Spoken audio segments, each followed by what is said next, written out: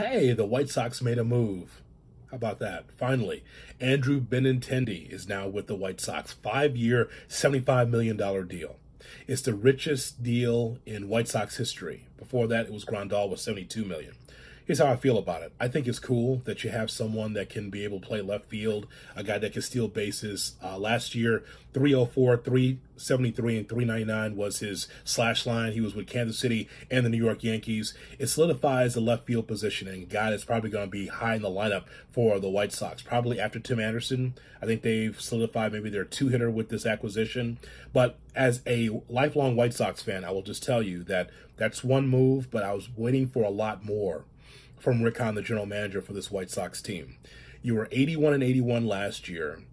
Tony La Russa's no longer with the team. You don't have to worry about him anymore. It's Pedro Grifol as a manager of the team. The thing that's a head scratcher is that, are you satisfied with 81-81 if you're Rick Hahn and the White Sox? Don't you do more to try to change some of the positions on this team? Moncada at third base. What are you doing in right field? What are you doing as far as your relief corps is concerned? I just don't think just rolling it back by making a move or two is good enough.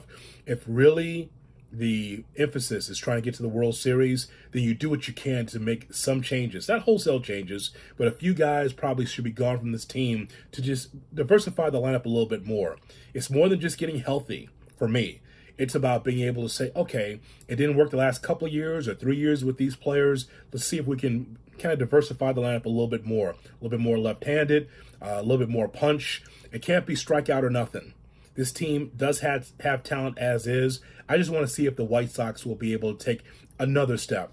Not just get into the playoffs, but getting in the mix in the playoffs and maybe the World Series at some point. So Benintendi with the White Sox, I think it's a thumbs up.